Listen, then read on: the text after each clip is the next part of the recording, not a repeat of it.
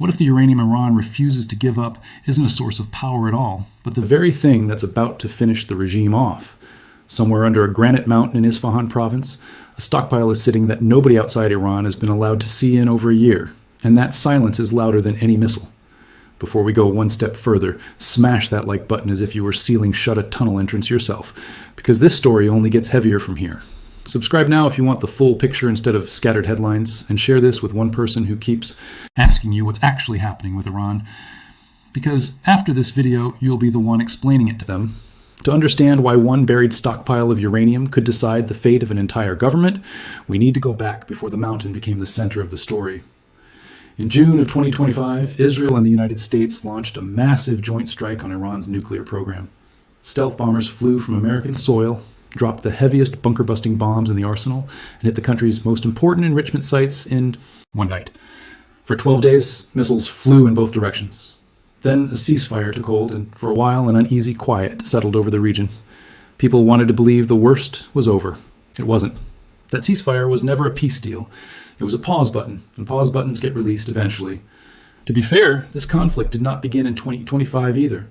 Iran's nuclear program has been a source of global anxiety for more than 2 decades, built up slowly through underground facilities, hardened bunkers, and a stockpile of centrifuges that kept multiplying no matter how many rounds of sanctions were placed on the country. Sabotage operations, mysterious explosions, and targeted assassinations of scientists had already been part of this story for years, before a single bomber ever took off in 2025. What changed that year was the scale. This was no longer a shadow war fought through quiet sabotage. It was an open, declared military campaign, the kind that puts everything on the table at once. The quiet held for almost 8 months. Then, on the 28th of February 2026, it broke apart in a single morning. The United States and Israel launched a new and far larger operation aimed not just at nuclear sites this time, but at the leadership of the Islamic Republic itself. The strikes were devastating. Military commanders were killed within hours. Senior advisors close to the country's most powerful man were wiped out in the same wave. And then came the detail that changed everything. Iran's supreme leader, the man who had ruled the country for 37 years, was killed in the strikes. Not weakened, not sidelined, killed. Think about what that actually means for a country built entirely around one man's authority. For decades, every major decision in Iran, war, peace, the nuclear program, all of it ran through a single office. That office was suddenly empty in the middle of a live war, with enemy aircraft still active in the skies overhead. A 3-person council stepped in to hold the country together, while a religious body called the Assembly of Experts scrambled to choose a successor. Within about a week, they landed on a name almost everyone had quietly expected. The dead leader's own son, a 56-year-old cleric who had never held elected office, but who had spent years building close ties with the military establishment behind the scenes. His selection told the world something important. This wasn't a moment for reform. It was a moment for continuity, for hardliners closing ranks rather than opening a new direction. And that single choice, made in the chaos of a leadership vacuum, shaped almost everything that came after it. Iran did not absorb the blow quietly. In the days that followed, it launched attacks on American bases across the region, struck targets inside Israel, and shut down the Strait of Hormuz, one of the most important shipping corridors on the planet. More than 90% of Iran's total trade physically depends on that single narrow waterway, and closing it is one of the few genuine pressure points the country has left against the rest of the world. Iran-backed forces in Lebanon opened a second front, pulling Israel into ground operations there as well. For weeks, the fighting spread outward instead of dying down, touching countries that had tried hard to stay on the sidelines. Yemen's Houthi movement, long aligned with Tehran, threatened to blockade a second major shipping route of its own, forcing Saudi Arabia to strike Houthi positions directly, just to keep that second corridor from closing too. Reports have also suggested that other Gulf nations quietly joined direct strikes against targets inside Iran, a real widening of how many players became active participants, instead of nervous bystanders watching from a safe distance. Then, in early April, under heavy diplomatic pressure from mediators trying to stop the bleeding, a fragile 2-week pause was announced. It barely held. Strikes continued in smaller waves even during the so-called quiet period, a pattern that would repeat itself again and again over the following months. By the middle of June, exhaustion on all sides produced something that looked briefly like real progress. A detailed 14-point agreement was signed between Washington and Tehran. It called for a full and permanent end to military operations, a lifting of the naval blockade, guaranteed safe passage for commercial ships through the Strait of Hormuz, and a framework worth hundreds of billions of dollars in unlocked assets, offered in exchange for verified limits on Iran's enrichment activity. For a moment, oil markets calmed. Analysts allowed themselves a little hope. It felt almost like an ending. Back in Washington, lawmakers had already authorized tens of billions of dollars specifically tied to funding this conflict, a sign of just how deep the appetite for continued military action still ran among the people controlling the budget. At the same time, a separate push to pull American involvement back entirely passed through one chamber of Congress by a narrow margin before stalling out in the other. Proof that support for this war was far from unanimous back home, even as the money kept flowing regardless of which side of that argument actually won. But endings built on unresolved distrust rarely last, and this one barely made it past its own opening pages. Just weeks after the agreement was signed, Iran's own parliament speaker went on state television and drew a very specific line. He said international inspectors were only allowed into 2 locations, a power plant and a research reactor. 3 of the country's most important nuclear sites, he said, remained completely off limits, no matter what any agreement claimed on paper. That single sentence should have set off alarms everywhere it was heard, because it wasn't really about the 3 named sites at all. Every serious observer already assumed those 3 would stay hard to access. It was about what he didn't mention: a 4th location. One that has never officially been declared a nuclear facility at all, and one that has never been struck, inspected, or acknowledged in any formal capacity, despite years of visible construction. If you're starting to see how each of these decisions builds on the last one, you already understand this story better than most news anchors covering it. Comment the word "trap" below right now if you can already feel where this is heading, because the next part is where it all comes together. That 4th location sits in the Zagros Mountains, close to one of the country's best-known enrichment complexes, and Western analysts gave it a nickname based on the literal translation of its local name, something close to Pickaxe Mountain. Officially, Iran has always described it as a facility for manufacturing centrifuges, replacement parts for equipment damaged years earlier in an act of sabotage widely blamed on Israeli intelligence. But intelligence agencies in multiple countries have long suspected it is something far more serious: an undeclared enrichment site, or a secure vault built specifically to protect the country's most sensitive nuclear material from exactly the kind of strikes that hit its sister facilities in 2025. Here is what makes this site different from everything that came before it. Engineers dug the main chambers more than 100 meters beneath solid granite rock.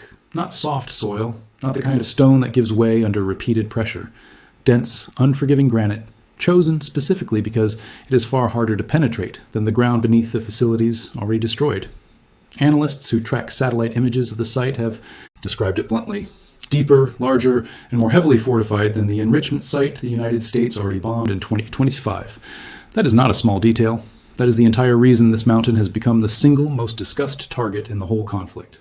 According to the international nuclear watchdog responsible for monitoring these programs, Iran is currently the only country in the world outside the formal weapons club that has produced and stockpiled uranium enriched anywhere near weapons-grade purity, roughly 440 kilograms of material enriched to 60%. That is a staggering quantity to lose track of. The same watchdog has stated that at least half of it is believed to be sitting inside tunnels at a separate site nearby.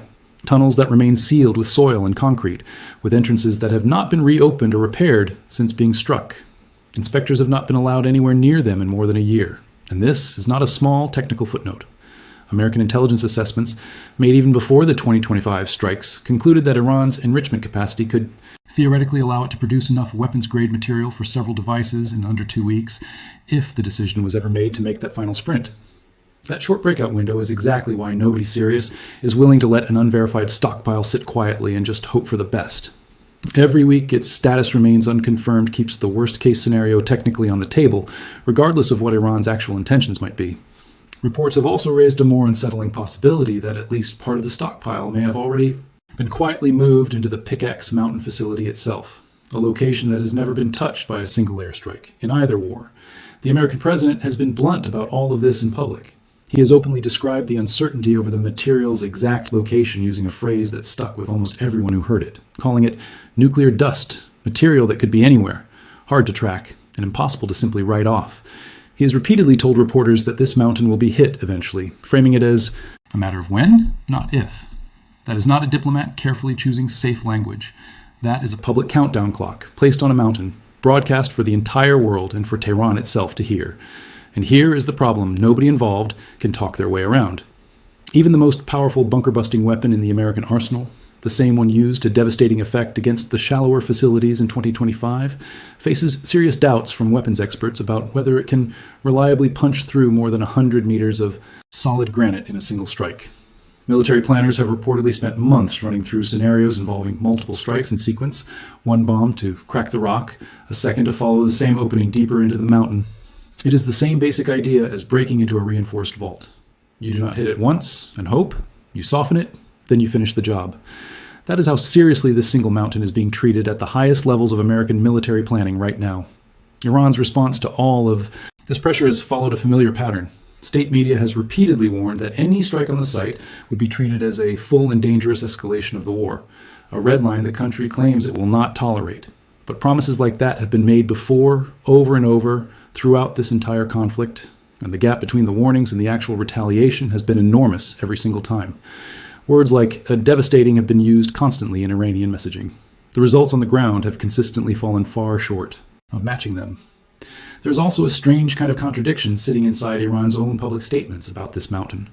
For years, officials insisted it was nothing more than a modest workshop for building replacement centrifuge parts, the sort of a low-stakes facility nobody would bother threatening with an airstrike in the first place. Yet satellite images tracked by independent researchers show years of continuous heavy construction there. Dump trucks, cement mixers, and crane trucks moving in and out long after any reasonable repair project should have wrapped up. Concrete has been poured directly over tunnel entrances. Rock has been leveled and compacted around the site. That is not the maintenance schedule of a simple parts workshop. That is the maintenance schedule of something the owner desperately wants, sealed shut and left alone. If this video is helping you finally connect all these separate headlines into one coherent story, do something small for me right now. Tap that share icon and send this to someone in your life who keeps half following this war through fragments online, because a 5-minute video like this one will save them hours of confusion. To really understand how fragile this entire situation has become, it helps to look at what happened just weeks after that hopeful June agreement was signed. Iran's Navy, specifically its more hardline paramilitary branch, began attempting to enforce its own rules over ships passing through waters near a small island close to the strait, something the June agreement never actually granted them the right to do.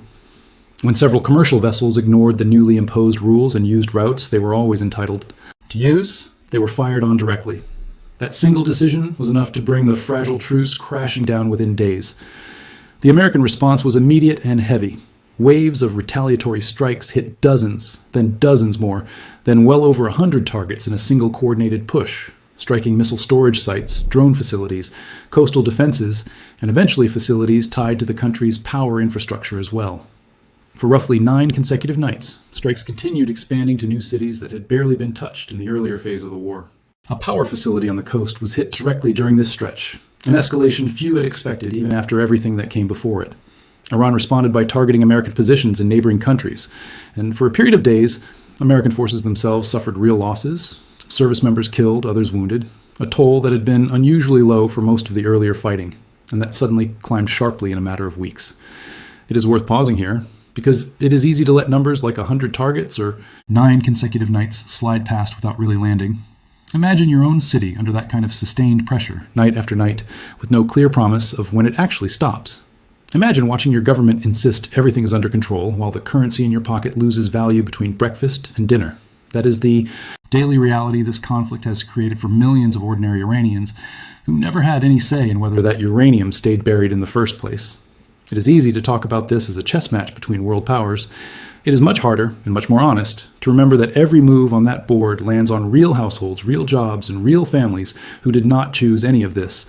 The human cost on the Iranian side has been staggering by any measure. Independent monitoring groups tracking casualties throughout this entire conflict, including the brutal government crackdown on protesters months earlier, describe a death toll running into the thousands, with many additional reports still being verified. This is not a story about clever military chess moves happening in isolation. Real people are dying in large numbers on every side of this conflict. And that fact deserves to sit with you for a moment before we go any further, because it is easy to talk about strategy and forget what strategy actually costs. The economic devastation underneath all of this fighting is almost impossible to overstate. Before this most recent phase of the war, Iran was still managing to export a meaningful volume of oil despite years of sanctions. Within months, that flow had been strangled to almost nothing through a combination of blockade and direct strikes on energy infrastructure. The national currency collapsed to a fraction of its former value. Inflation surged into ranges that make ordinary daily life brutally difficult, the kind of numbers where a family's savings lose real value between one grocery trip and the next. Independent trackers following the total cost of this war put the price tag for the American side alone well over $100 billion, with no clear endpoint in sight and no formal vote from lawmakers ever authorizing the spending in the first place. That economic collapse did not stay contained to spreadsheets and export numbers. Back in December of 2025, months before this latest round of open war even began, worsening conditions inside Iran had already pushed ordinary citizens into the streets in large numbers, protesting a currency in free fall and a government seemingly unable or unwilling to fix it. The response from the state was brutal. A nationwide internet blackout cut off most of the outside world's ability to see what was happening in real time, while security forces cracked down hard. Estimates of the death toll from that single crackdown run into the thousands, with many additional reports still under investigation years later. That is worth remembering every time state media claims total unity and total control. A government does not need to black out the internet and kill its own protesters if it is actually confident in its grip on power. Since then, reports out of the country describe defrauded investors clashing with security forces, healthcare workers striking over unpaid wages, and retirees demonstrating in multiple cities at once, each grievance layered on top of the last like pressure building behind a dam. At one point, Iranian state television reportedly cut away from a parliamentary broadcast mid-sentence, the kind of abrupt edit that tends to suggest something was happening internally that officials did not want the public hearing live. Hardline clerics aligned with the military establishment have reportedly started describing the earlier diplomatic agreements as an outright betrayal, which tells you something important. The cracks in this story are no longer just between the government and its people.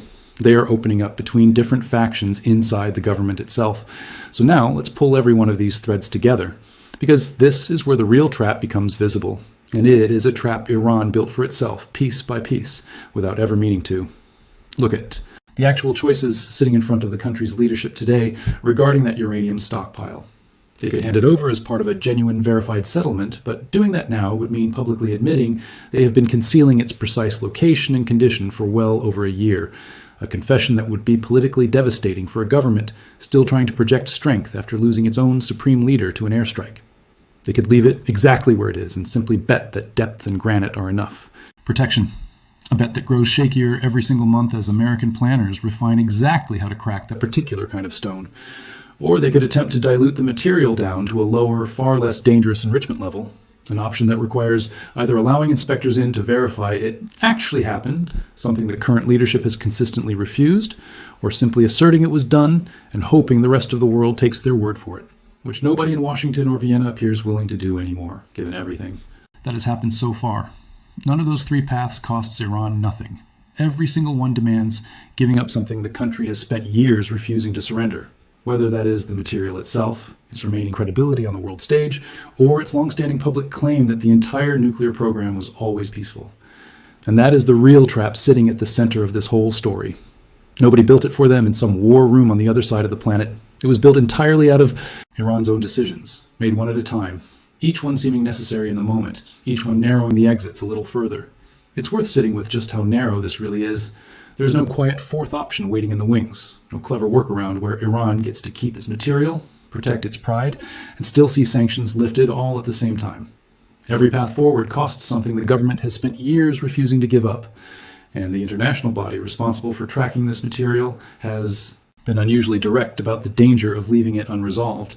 Their own language describes the inability to verify the stockpile's location and condition for the better part of a year as a matter of serious proliferation concern.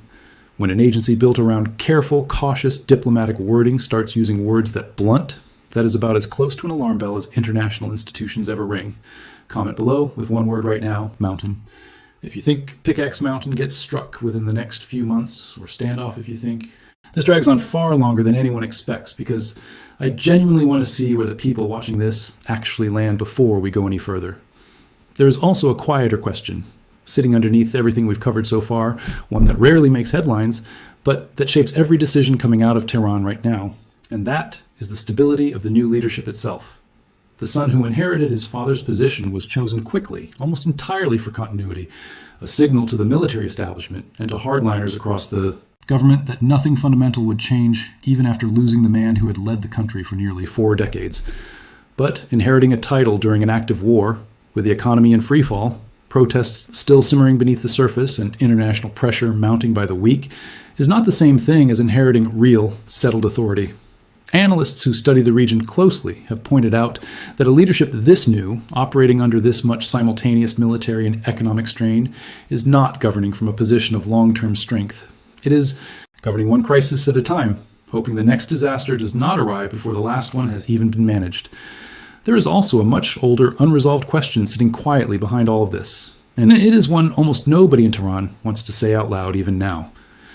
With the founding generation of this government gone, and a 56-year-old cleric with no real public mandate now holding the country's highest office, analysts have openly speculated about a wide range of outcomes if this new leadership ever falters under the combined weight of war and economic collapse. Some scenarios point toward a continuation of clerical rule exactly as it exists now. Others point toward a much more overtly military-led government, with the Revolutionary Guard stepping fully out of the shadows. A smaller number of more optimistic observers even discuss the possibility of a genuine political opening somewhere down the road. Nobody can say with any real certainty which path this actually takes, but it helps to understand that the uranium standoff and the succession question are not two separate stories happening side by side. They are the same story, seen from two different angles. History rarely favors governments in this position. They almost never collapse from one single dramatic blow delivered all at once. They tend to crumble the way this one increasingly appears to be crumbling, slowly from the inside, weighed down by empty treasuries, exhausted security forces stretched thin across multiple fronts, and a population that has simply stopped believing whatever comes out of state television. None of that guarantees collapse. Regimes under enormous pressure have survived, for years before, sometimes for decades. But it does mean the foundation underneath every decision about that uranium stockpile is far shakier than official statements ever admit. So where does this actually go from here? If Pickaxe Mountain does eventually get struck, and every signal coming out of Washington suggests that is treated as a matter of timing rather than possibility, the real question becomes whether the material analysts are worried about is even still sitting inside it by the time the bombs actually fall. Maybe it has already been quietly relocated somewhere nobody is currently tracking. Maybe the depth and the granite genuinely do their job, and the site survives largely intact no matter how many strikes eventually hit it. Either outcome keeps this story moving forward, because if the material survives, Iran still faces the exact same unresolved problem it faces today, an unverified stockpile that keeps justifying continued pressure indefinitely. And if it is destroyed or buried beyond recovery, that would resolve the single biggest flashpoint in this entire standoff, though almost certainly at the cost of triggering whatever retaliation Iran has been promising for months. There is a version of the story where outside powers with their own reasons to keep American attention divided offer quiet help to Iran's military planners, feeding information about targeting or troop movement without ever officially admitting it. If true, that fits a familiar and much older pattern. Any government already stretched thin elsewhere in the world has every incentive to keep American focus locked onto a single grinding conflict instead of free to concentrate somewhere else entirely.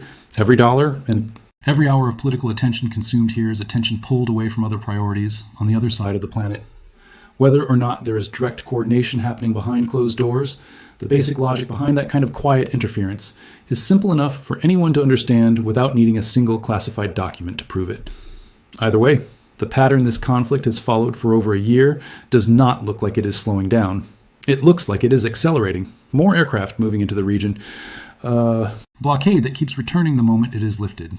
An economy in genuine freefall, and a leadership structure that keeps showing more internal strain with every passing week rather than any real unified resolve. Iran's government made its defining bet the moment it chose to keep that uranium hidden inside its own borders, instead of surrendering it as part of a real, verified settlement. It gambled that secrecy would give it leverage. Instead, it became the single biggest reason the pressure keeps mounting instead of easing off, month after month, with no clear end in sight. That is the real story sitting underneath every headline about missiles and mountains and bunker-busting bombs. A government cornered not by a single overwhelming military strike, but by its own decision to hide something it could no longer afford to reveal, and its own refusal to let the world confirm whether that decision ever actually worked. Every additional week that stockpile stays buried and unverified is another week the pressure has a reason to keep tightening instead of letting go. In a government that has already lost its founder to an airstrike, watched its economy collapse to a fraction of its former size, and buried thousands of its own citizens in a crackdown. It can never fully explain away, does not have unlimited time left to keep betting that a mountain of granite will hold the line for it. Sooner or later, every trap built out of secrecy gets forced open, one way or another. And when this one finally opens, the whole world will be watching exactly where that uranium was hiding all along. Think back to that first question we started with. What if the biggest danger Iran's leadership ever created for itself wasn't a missile or a battlefield loss, but a single quiet choice about where to bury some uranium and how long they thought they could keep the world from asking questions about it? Every consequence we've walked through, the strikes, the blockade, the collapsed currency, the buried leader, the untested son now sitting in his place, all of it traces back to that one decision to hide instead of hand over, to gamble instead of settle. Mountains do not keep secrets forever. Sooner or later, granite gives way to pressure, and so do governments. If you made it this far, you already understand this war better than most of the people talking about it online.